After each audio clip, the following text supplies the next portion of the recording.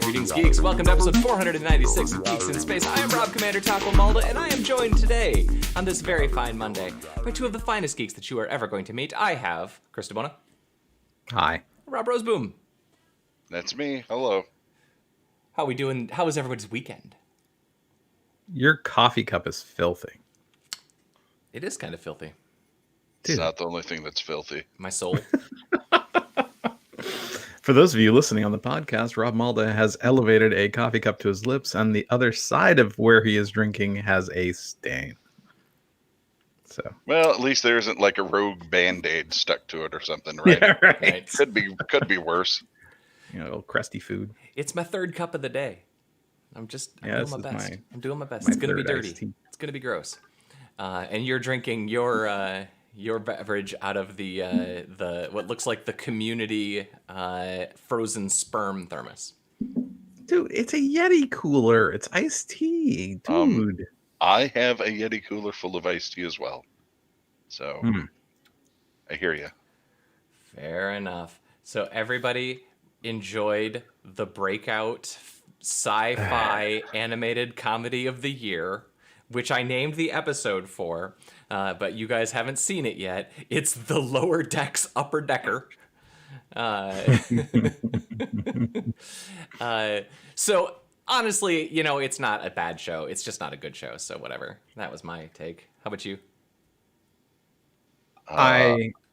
Go ahead, Chris. No, I want to hear your All right. feedback. Well, immediately with how quickly they try to have the dialogue and how flat all the jokes landed, I was sure that I would hate this show in like the first 15 seconds before they got into anything, just because they're trying to be funny so hard, and nothing is worse than people who are trying to be funny and are not. That's right.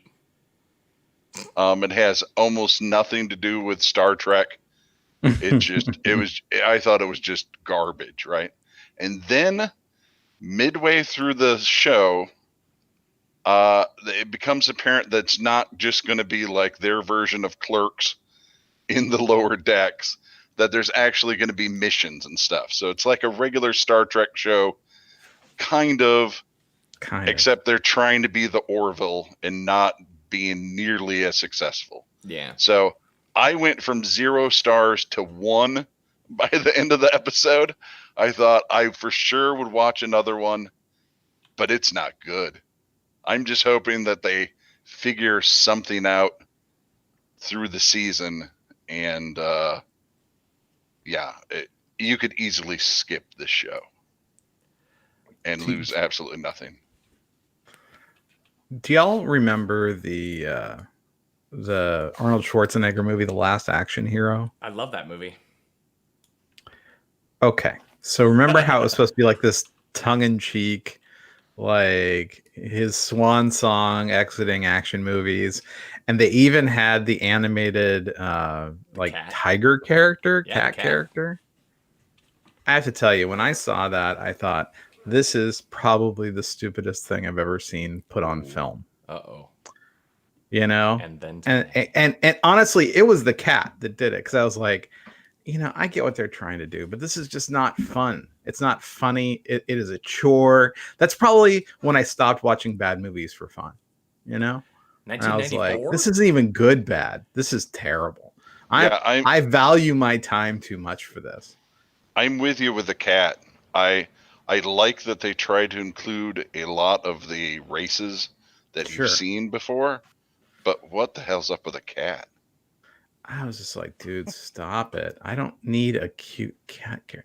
So that was part of the problem. The other part was, so she's got 4 pips, and so does the Admiral. Uh-oh. So it's like, if you look at this thing as if it's even going to be consistent within itself, it's not. It's just lazy. It's super lazy. They drop a couple of Star Trek references, and then, you know, they just move on. It's like they have the same badge. It's like, but there's funny looking pig aliens who have giant spiders that they milk, huh? Isn't that hilarious? Because who would want to drink spider milk? Huh? It's so dumb. It's just so dumb. And like, look at how lazy this animation is. It's like, it's not even like 60s era Star Wars lazy. Let's just put a funny forehead appliance on them. It's the animated version of that. You know, they're like, here, we'll make him look mean. Look, he's scowling. And we'll put a bunch of glyphs behind them. It's interesting, isn't it? No, it's not. It's just lazy. It's just so effing lazy. Everything about the Alex Kurtzman Star Wars era is lazy, No. except for at least in Discovery and Picard, you could say the effects were good. But even here, you're like, ugh. You know, it's like literally they said, what's the cheapest possible thing we can get away with here? You know, and it's just it's terrible. Well, I don't think it's. I'll tell you what I compared it to. It's interesting that you mentioned Last Action Hero because I straight up love that movie. But I compared this to Star Wars Resistance, which of all of the animated Star Wars shows is the most kid that they've done in a while. The first couple of seasons of Clone Wars are very kid oriented, and as that show goes on, it ages with the audience a little bit, I think. Star Wars Resistance it just feels like it's for 9-year-olds. And I feel like the visual style to this show is just very, very immature. It just looks like everything else. Yeah. There's nothing fun. There's nothing special.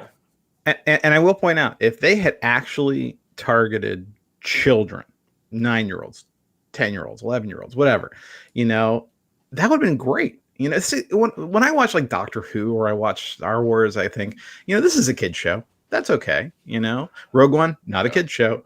The rest of them, they're kind of aimed at kids. That's why they have the cute Ewoks and the dumb, you know, the droid jokes. You know, it's fine. You know, yeah, I don't need to be targeted. I don't, right, to appreciate something like that. This was the Star Trek version of Teen Titans Go. Ooh, good comparison. Yeah, but like, I still wouldn't watch it, right? But I wouldn't hate it. Right. I would understand that it had a place. Yeah, but they want to have like the dirty jokes. They want to have the sex jokes. They want to have the naked things. Right? It's like, guys, you know, if you want to target adults with an animation, we know how to do that, right? This is not it, though. Same thing with like targeting kids, which would be, I think that'd be great. You know, like a kid oriented one. I mean, it's the same as any show, I think, though, too, is that they need to find their groove. This was probably written as a pilot, you know, maybe with 2 episodes of backstory. Like, it was unclear to me that the gentleman with the eye thing was kind of a main character because they spend most of the time with the other characters. That's the problem with every pilot, right? You're never really sure. I made this comment when we were watching Picard. In the first episode of Picard, they're building up the love story between Boring and her character. And I turned to Kathleen 2/3 of the way through the episode, and I says, I don't know which of these 2 characters is supposed to be the main character, and they could kill one of them by the end of this episode, and then that would be then you would know who the main character is, which is exactly what they did. They killed Boring's boyfriend, and I mean, okay, great. But you spend a lot of times a pilot struggles with that. They want to introduce relationships, and so they focus on a main character. 20-minute sitcom, I would hope for a little more, but you know, whatever. I'll watch one or 2 more. The only charming part was actually appliance on his head guy right here, and his little date. You know, like it was moderately charming. I would say that, you know, I was kind of liking both him and the Trill character, but I was like, but you know, that was it. That was the only place I found any sort of redeeming qualities. You know? Yeah, I also thought that if they obviously want to focus on that everyone on the bridge is a dick and takes them all for granted. Like, if this was just literally all red shirts complaining about, you know, like, oh my God, we have lost, you know, 30%. I mean, if they had just done Scalzi's red shirts, you know, right? That would be something that would be interesting. This is more like, you know, like these people bitching about what they're going to get on their review at the end of the year. You know, like that is not interesting. Because what we need is Performance Management, the animated series. Right. You know, Right. I'll watch a couple more, but I have very, very low hopes at this point, I suppose. So the next up on my media consumption, I did listen to the first 4 episodes of Neil Gaiman's Sandman on Audible, and that was actually very, very Oh, enjoyable. cool. Yeah, I bet. So if you guys ever find yourself with 12 hours of podcast type time, there's something for you to go for. Well, was this while you were doing your recent round of pens? Yeah. Because you got a lot done this weekend, it seems. No, so what I showed you is 2 weeks worth of pens. Okay. But last night was the final step on all of them.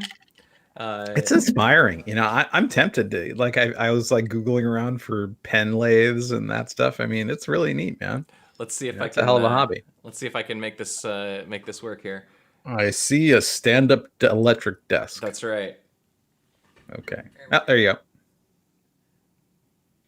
So yeah, that's my current batch, and then I got a few others in there, and then I have a few more in there. I have a lot of pens. A few more. I have a lot of pens. So I guess the door is open, the window's open for Jake and Elon to ask for pens. I was planning on tweeting before the day is out if people want pens. I got spares now.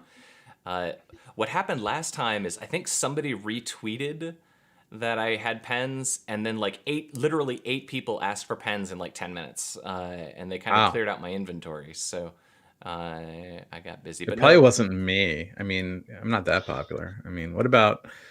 Let's see, Malda. It doesn't matter. But no, that's about 2 weeks worth of pen making. It's just I do them in stages. And I was actually really proud of this particular batch just because I was being really extra anal about detail stuff. So a lot of them turned out much better than usual. Okay, so there was a weird story about pulling satellites out of space by attaching drag lines to them. Yeah, so this is actually a really cool idea, right? So if you have something in low Earth orbit, you have enough of an atmosphere, what you need to do is catch enough of those particles to slow you down, right? So how do you do that in a mass efficient way, right? Well, tape, you can roll it up and then you can basically, it's almost like kind of like a drogue chute, but for low Earth orbit. I mean, they're really neat. I'd never heard of it, but I absolutely love the idea that they're actually going to try it. Yeah, it's really cool. Well, I mean, they talk about this in the case of near-Earth asteroids. If you really want to, like, something's going to hit the Earth, right? So how do you divert it, right? So if you're far enough out, Bruce Willis, all you have to do literally is fly a moderately massive satellite or spacecraft near it. And the millinewtons or whatever of gravity between the two objects can be enough if you're far enough out, right? Or you have like, a place that's slightly more reactive to the sun, and the sun abrades it just enough so it misses. I mean, it's one of those things where when you're talking about space, like little things can make a big difference, or you send up Bruce Willis. I mean, I mean, that would be my first. You should always have a Bruce Willis in your back pocket, but I have 3 of them in mind right now. It's very difficult to sit in my chair.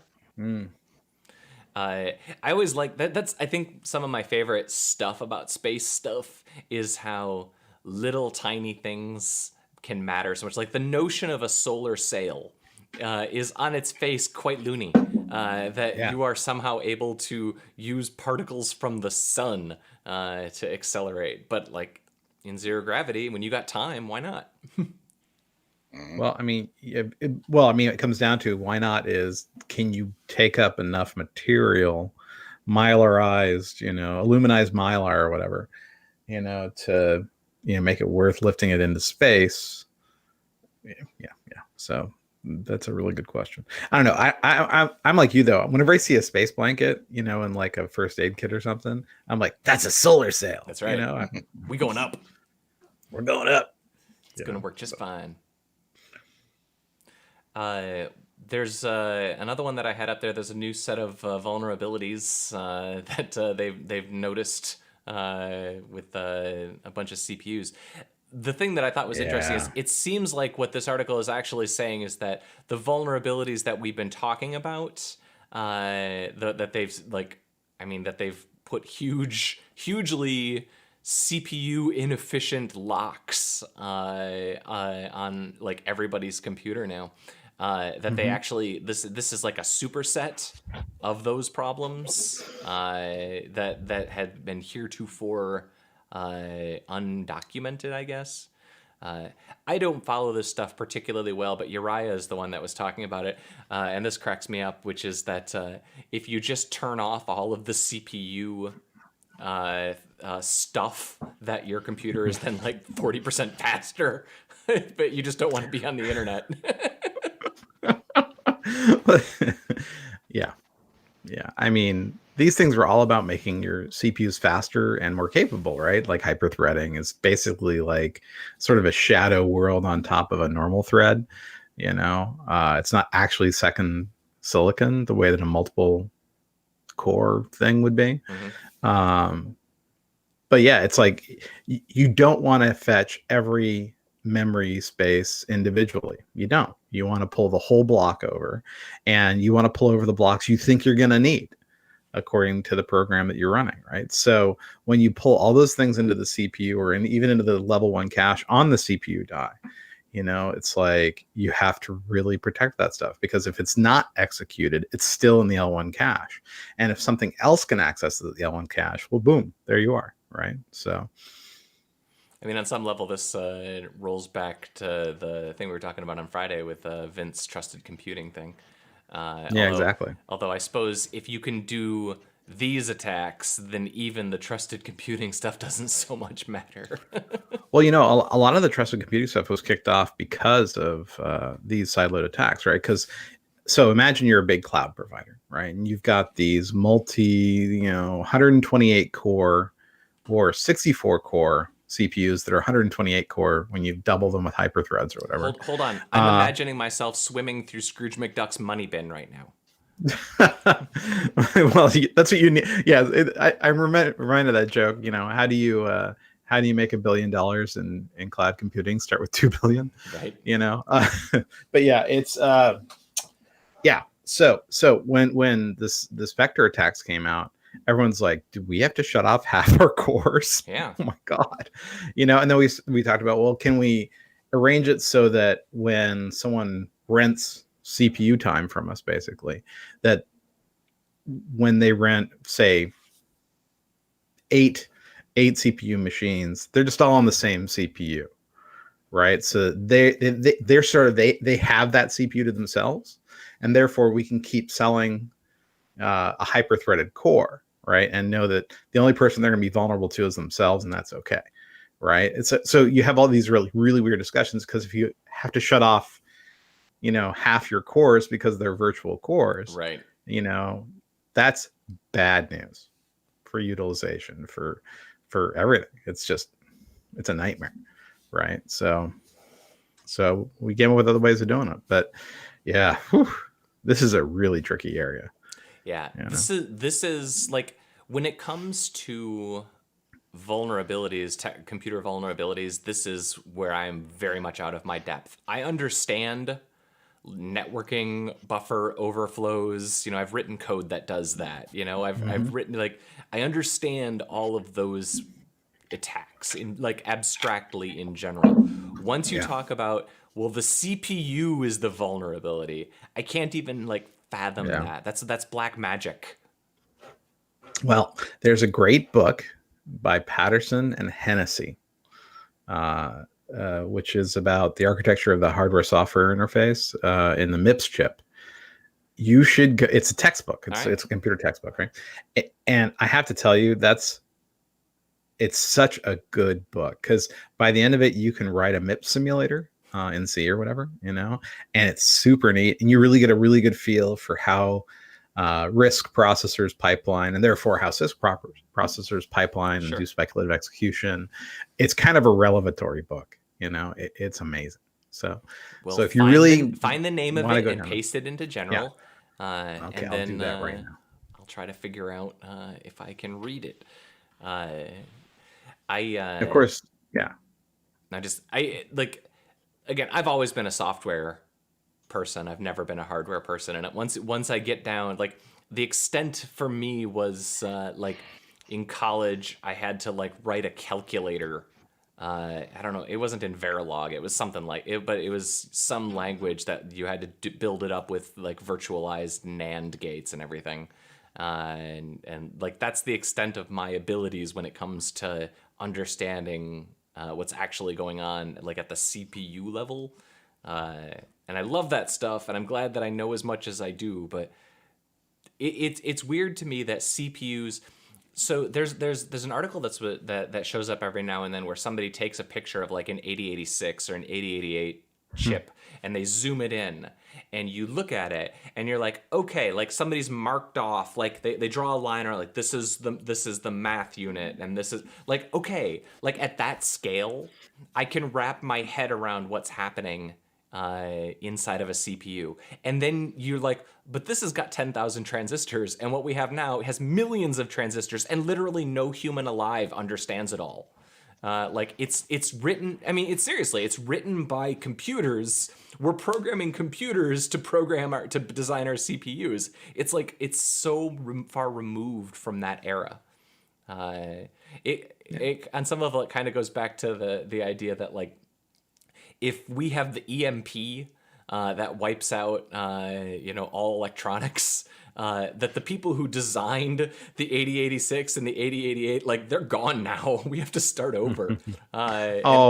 So that's not really true. No, I don't mean it literally, but I mean like Yeah. every ring of complexity that we've added to our tech stack. Like you have now thousands of engineers, tens of thousands of engineers who the extent of their ability is writing an app in Xcode. And no shame in that, but that's like 15 levels of abstraction away from like how it was writing like a window manager in X11. And that itself is like 15 levels away from communicating directly on a Commodore 64, to talking directly to interrupts and talking directly to your memory addresses. And that in and of itself is like 15 generations ahead of like what they were doing, with the I don't know, the ENIAC or the PDP-11 or something. Like, if we reset, like, and if something happened that reset back to like 1980 tech, it would take a long freaking time for us to build that back up. Yeah, I guess so. Sure. Let's see. Well, as far as that goes, but I mean, vehicles would be a lot better. That's true. We would all switch back to carburetors. We could easily fix whatever we needed inside of our engines. I love this idea that carburetors were somehow like better. It's like, oh, the purity of a carburetor breaking, so you can fix it. And it's like, yeah, because they were breaking all the time. They're getting fouled all the time. All the time. For sure. And you'd have to spray that spray into the carburetor if it got like some water in it or got vapor locked. Yeah. So it's like, yeah, that's what you want. No, I was talking to somebody about like old Jags, like old Jaguars. Yeah. And they're like, that was a great car. I loved that car. And I'm like, you were driving it to and from the shop a lot. He's like, well, you had to get used to adjusting the carburetor before you drove. And I'm like, why would I want to do this? It's better. Shut up. But it's better. Shut up. But you could do it with a screwdriver. Or you could drive a Honda and forget to change the oil for 60,000 miles and be fine. I'm not saying one's better than the other. We're talking about a scenario where there's no more computers, right? And if there's no more computers, no more ECUs, your car's just dead. Yeah, my car is dead as a doornail. It's nothing. It's art. Sculpture. Yeah, I spend too much time thinking about what happens with the EMP. Let's see. That was the last thing that I had on Taco Zone. I did. I'm through Umbrella Academy. I'm caught up with Doom Patrol. Nice. I assume you guys still have to go through Umbrella Academy too. You're gonna love it. So the New York Times did an animation of what happens when you someone shared this. coughs in a subway car, and so I have to give them mad props. This is incredible web work. So check it out.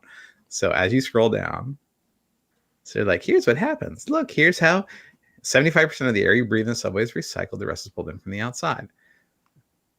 So they show the path of the air. Like so, and they show someone coughing. Yay. This is fine. Do. This is fine. I'm just breathing that in. I actually watched a video maybe a couple of days ago, and they were talking about air travel in the 60s and how often they recycled air in airplanes in the 60s. And now apparently they recycle the air like a lot. But back then they didn't recycle the air at all. And they were talking about how there was a case where like one person with a flu infected like 60 people on a single airplane in one flight. And wow, now, really? and now the R0 or whatever of a typical flu is actually under 1 in an airplane, because now they recycle the air so quickly with straight up outdoor air that's not a problem. And I was also reading that like Amway trains are actually really good. Amway? Like Amtrak. That's right. Amway. Yeah. You know, because you get 30 of them, but then you gotta Amway sell them trays. to your friends. Yeah. I think it's expensive. You guys want to buy a train?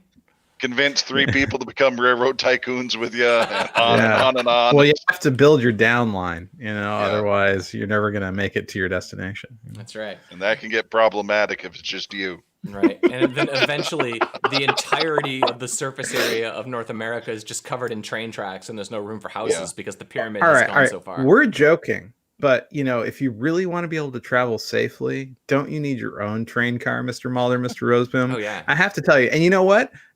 I'll tell you what. If you buy 30 train cars, I'll give you one for free. Ooh. Will that be like one then all you have to do is sell 29 train cars, and then you'll have had a free train car. I'm excited. Is anyone else offering you a free train car? I don't think so. You know who's going to bring it to you? Chris Way.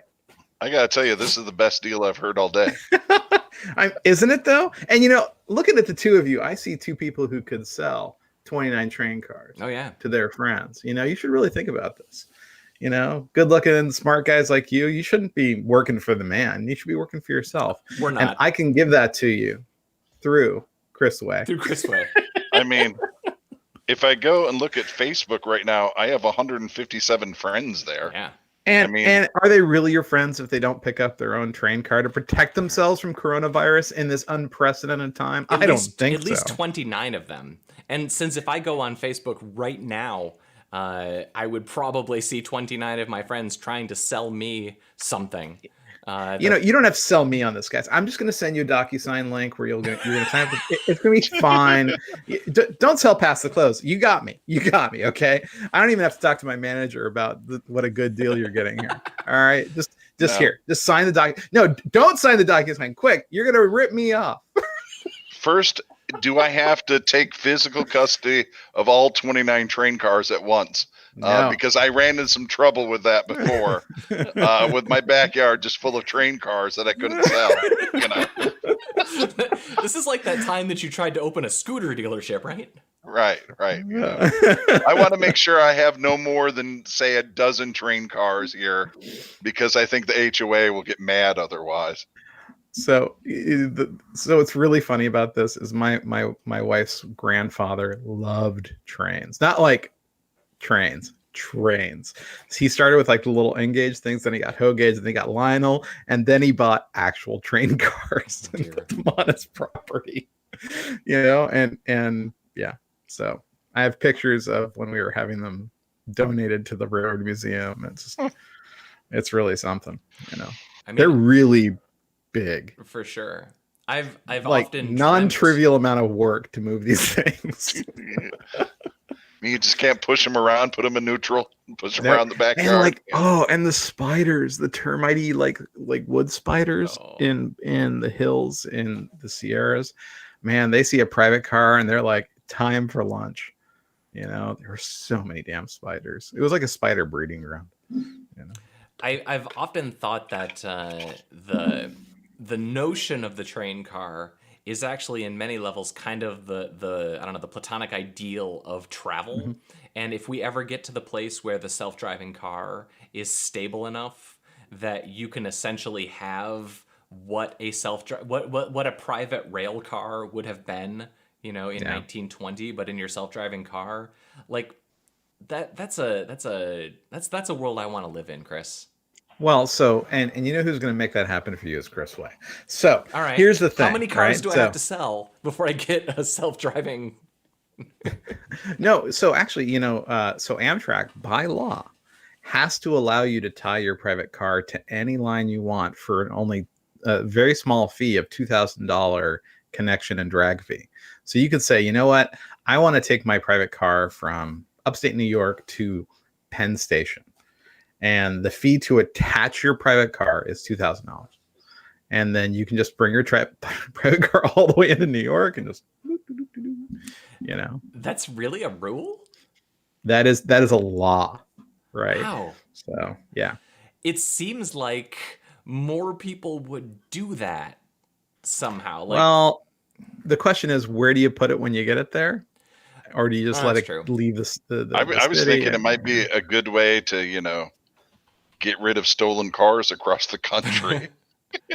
But every time you do that, the Fast and the Furious people come and steal your cars. No, it's the Money Train people. Those Wesley Ooh, Snipes movie. The Money Train. I watched Money Plane. I don't recommend it. It's much worse. It seems like you could maybe do an Airbnb, but for train cars, right? Because like, wouldn't that be cool? Like, you could have like, Yeah, I don't know, for long all hauls. you could do all like sort of like a whole steampunky thing, you know. This is a terrible idea on so many levels, and I'm all in. I'm so into it. They cut you a deal if you take more than one car. That's sweet. Oh yeah, no, I mean, it's very clear to me why Amtrak loses so much money. It's because of all the private car enthusiasts, you know, rolling them for their cash. You know, so I'm gonna have to research this more. Like, are there standards? Can I just like get a bunch of like 2x4s and some wheels? Like, do I need a whole car? oh yeah, no, there are standards. So if you look at the train car designs, they have to be able to take a hit. Basically, it's one of the reasons why American Rail is so inefficient, is because they require every car to basically have this incredibly sturdy base, so that if there's something that goes wrong, it can just absorb the impact of the rest of the train or something. It's crazy over engineered. I mean, I guess at that point though, the way to do it would be to buy like a used flat bed train and then just like build your thing on top sure of it. That's the way to sure do you it. can do that, Or just put a 10-ton there. or literally just pay to haul away some private car somewhere, because there's a zillion of them, and 201 people are like, what the hell am I going to do with this thing? And if some dork shows up and says, I'll pay to have this thing hauled away, they're going to be like, oh, thank goodness. You know, Are shipping containers too wide to be train? no, they're specifically designed to go on trains. So literally, you could theoretically just attach wheels to the bottom of one and then like decorate it like all those tiny house YouTubers. Well, the flatbeds are designed to take a container, right? A TEU container, right? Right. So yes, so if you got a container house and figured it out, you could put that on a flatbed container holder, and then probably get that tied to a private car. Right? The underworkings of a train car are more complicated than just slapping wheels on as well. Yeah, sure. Yeah, you can't just like grab some go-kart wheels and go to town. Right. You know? Okay, but what I'm getting at here is there is that whole movement of people who are trying to build houses out of shipping containers. So if you this is half my YouTube feeds, man. Right? Yeah, absolutely. So you could theoretically get to a place where your business is just renting out the flatbed part, the flatbed trailer, and then people like just put their house on top. And it's like your house across the country. Oh yeah, I'm sure you could pick up a ton of Snowpiercer enthusiasts who would like nothing better than to live, you know, on the road forever, right? Snowpiercer Con could just be a whole rank of these things being pulled across country, You Yeah. know, All right. Actually, That'd be that's a great idea. I wish I had money to bankroll it. oh, it'd be real expensive. Well, I mean, so it's what, Yeah. $1.60 a mile. So if you're going like Chicago to Los Angeles, call it 1,200 miles for, say, The- 10 cars. You could have like the dance rave car, the people as food car. You know, The- yeah. The perfect mix of, hobo and Burning Man and sci-fi enthusiasts all come together as one. And all of them getting coronavirus because there's insufficient ventilation across the Because snow. as you see in these animations, It's fine. yeah. But those are subways, right? So they have a different. Yeah, I'd imagine yes. real trains have Yeah. a little better ventilation, but All right, folks, we've crossed the 30-minute mark, and we've spent a good 15 minutes talking about trains, so everything's working out great. well, I like this final animation, the final drawing, as it were. Airflow from the passenger area goes directly into the engineer's cab, so they're all dead. Thanks. You know, Yeah. it's like, okay, Might as well just have a tube over his face going to all of your mouths. yeah. Tastes a little weird today. All right. Final countdown tomorrow. Yep. Yep. All I right. watched it. Did you? I'm watching it this afternoon, probably. All right. Let's say goodbye to Chris DeBona. See everybody. Say goodbye to Rob Roseboom. See ya. I have to build my railroad empire now. Well, I'm Rob Commander Taco Malda, and I will be first in line for Rob Rail. Yeah. See y'all.